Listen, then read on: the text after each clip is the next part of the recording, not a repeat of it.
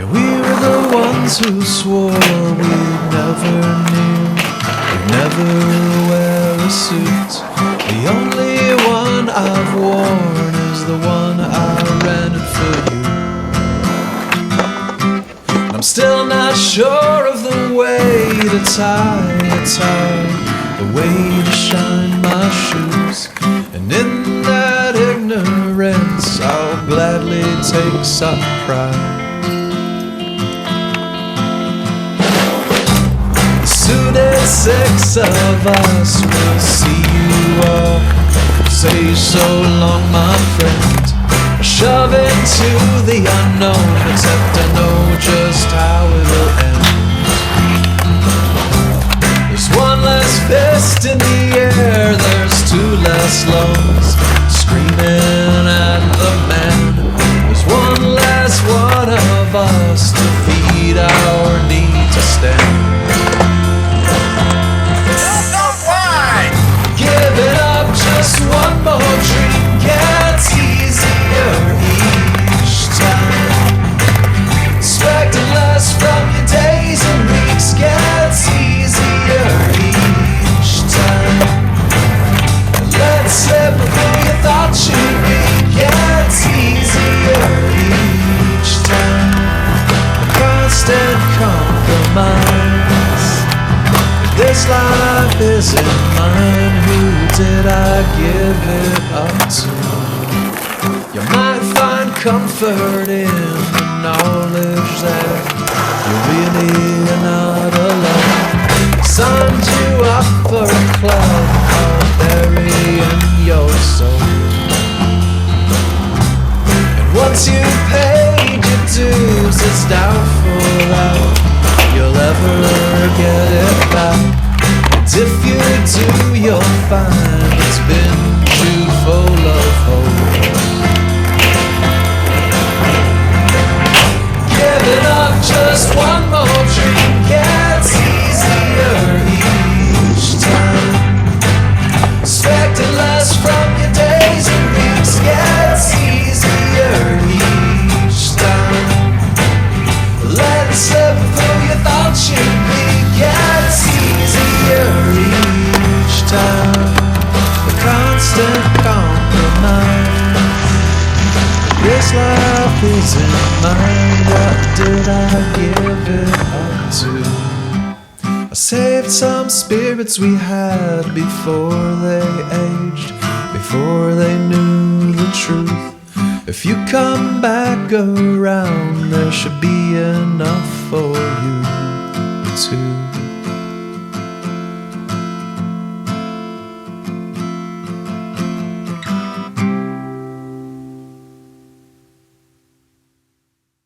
So thank you for watching. I made this video, like most skate videos are made, in an effort to spread stoke. Ideally, it could inspire and motivate people who find themselves in a situation similar to the one I found myself in, which is like approaching middle age, not being super healthy, not being super happy because I don't really have any recreation options that appeal to me. So hopefully I am spreading the stoke, and you know, the tricks I was doing are not like unheard of. They're pretty, you know, standard tricks. The only thing that I think might be inspiring and even potentially impressive about the video is that I was able to overcome what I would call limiting factors. And we all have limiting factors. Kind of the older you get, the more limiting factors you have.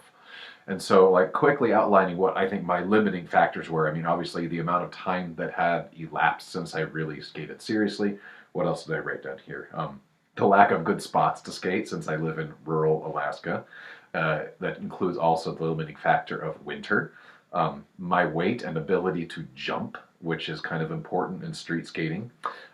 Joint soreness, stiffness, and the final limiting factor, which is like the most important one for anybody that's like middle-aged and stuff, is time. So I'm going to briefly kind of go over how I overcame these factors very briefly. And so when I talk about length of time since I seriously skated, I mean, if you see my video that I'll link to of some of the better stuff I did in the 90s, not my best stuff because I didn't get that on camera because we didn't have cameras constantly on us in the 90s.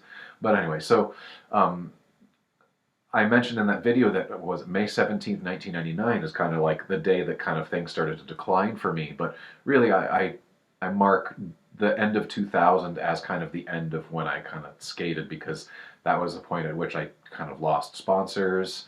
I was going to school full time. I was working part time to pay for school. I also had a long term girlfriend. And so when you're 19 years old, uh, these things really kind of take precedence. You know, you feel like you have to become an adult and do these things, and so the amount of time you spend on a skateboard is kind of, boom. And then I was getting really into music and playing in bands, so I had another creative outlet ready to go, and so skateboarding just very easily fell by the wayside, and I was just not able to compete with some of my friends that were just getting super good, and it was kind of depressing. Um, so overcoming that like 18-year gap in skating was not really that hard. It was rough at first, but after you kind of start to do it, like the first time I stepped on a board, which would have been like late August or September of 2018, it felt foreign. It felt weird. Like I was just like shaky. I'm like, whoa, I don't know if I can do this. But you know, if you get over that initial kind of awkwardness of it, it really starts to come back quickly. And you get like this really steep learning curve after you start to get your ollies back and you just start to get the feel of it. You'll find that that muscle memory is still there. So that long elapsed time, don't worry about it. You can get over it. So next one, lack of good spots. I mean, obviously, there's a couple of skate parks around. Well, there's one skate park that's a 40-minute drive from me. There's another one that's like an hour and a half drive from me. And they're not really any street spots because there's not much that's paved. So you'll see like kind of how I overcame that. Apart from going to mostly the same skate park all the time, I started to kind of build my own obstacles, which, you know, I've made a little manual pad with a grindable edge. You'll see that in the manuals and curb section. I also made a ledge, and this summer I built a mini ramp, and I have an entirely different video on that. So overcoming lack of spots, kind of hard for me, but for you, it probably isn't so much of an issue. Wherever you are in the world, I almost guarantee you've got more stuff to skate than I do. So, third limiting factor, winter. So I was able to skate up through like late October last year. I had a clip of I finally like got kickflips back in mid to late October last year, and I'll show a kickflip I got on October 20th. And then after that, I didn't really skate for a couple months, and it kind of started to get unbearable. I started skating in the house.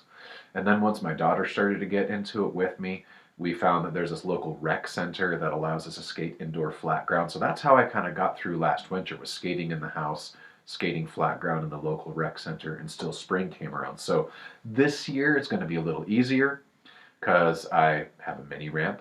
I'm also thinking about maybe getting like a freestyle board, and then I could do more like just like stationary stuff. I can still, I mean, it's not going to be this kind of skating I'm used to, but it could be fun. So overcoming winter, kind of a problem. So overcoming excess weight and the inability to jump. So, I mean, so far this year I've lost over 20 pounds, almost entirely due to skateboarding. So that's great. But overcoming that, it's really hard because when you street skate, almost everything is based on ollies and your ability to jump and pop high. And so I tried getting 360 flips back this past spring, and it was just way too early. I didn't have enough jump and pop to stay above it to afford for the full rotation. I ended up kind of hurting my feet a couple of times. And then later on in summer, I was trying to get hard flips and nollie hard flip switch hard flips back. And I did end up getting them, but you'll see, I'm going to show some clips here where, you know, these tricks used to be staples for me back in the late 90s. And when you do it in kind of that like semi-inverted late 90s style, the trajectory of the board requires that you have to have a certain amount of hang time for the board to level out. Otherwise, it's going to kind of popsicle you, or popsicle, is that the term? Whatever. Credit card, that's the one. Okay, so, and so in the clips you can see I'm having a hard time being in the air long enough for the board to finish leveling out so I can catch it and land. I mean, I did land a few, but I think that that was mostly just because it was a goal. I was like, I have to do this, I have to get it done and prove it to myself that I can do it. So now I did that, I've got it on film, and I can kind of maybe put those to bed. Unless I lose more weight, which hopefully I will. And then maybe I can jump higher and I can really kind of make those more consistent. So there's that issue of weight loss and vertical leap kind of hang time issues. Okay, next limiting factor, joints.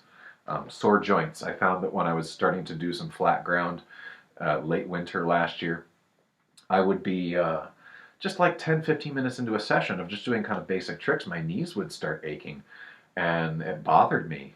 So I started to do more exercises and stretches based on strengthening my knees, and I did that, and it stopped happening. By the end of June, I stopped getting knee pain altogether. Then it kind of shifted to hips because I started filming more and trying to get certain tricks on film for this project. So I might be trying a certain trick for like 30 or even 40 minutes if it's a harder one, and that repetitive motion injury kind of started to bug some of my hips. So I started to do more exercises and stretches focused on strengthening my hips, and that has also been improving.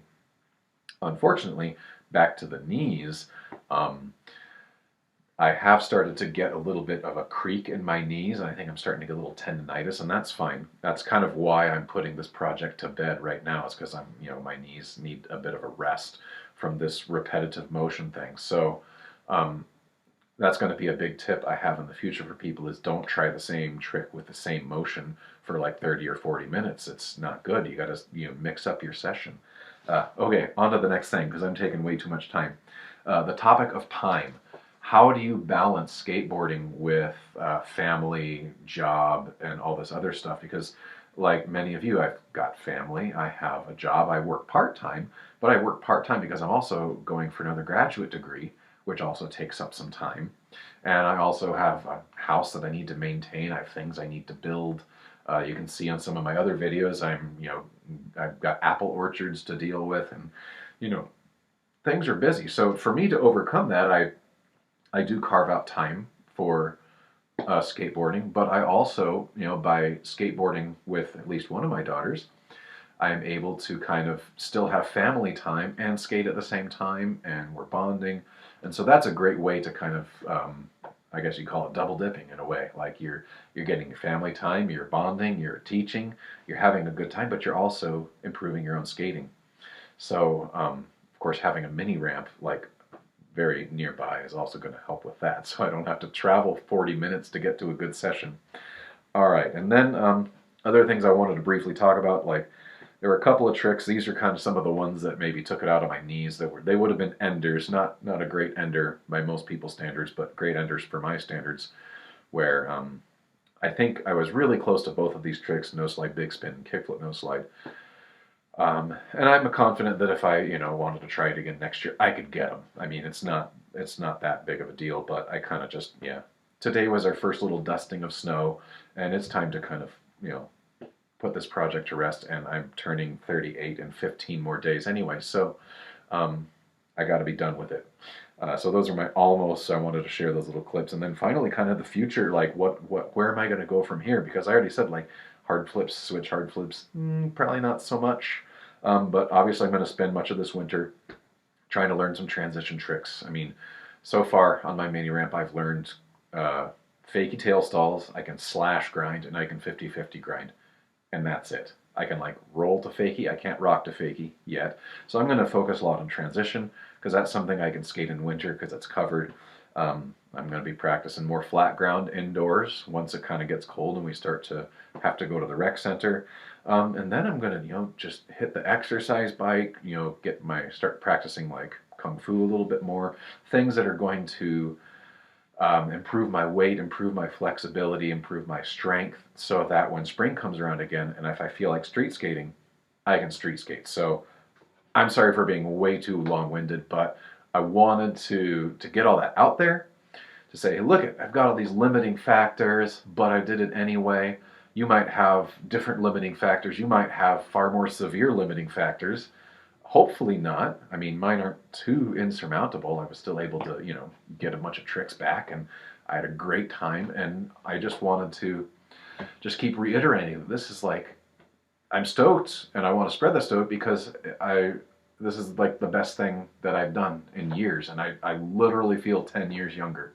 Or should I say, I literally feel probably better than I have felt in 10 years. So this is like, skateboarding is the fountain of youth. So enjoy and go go overcome your own limiting factors and share back what you've got.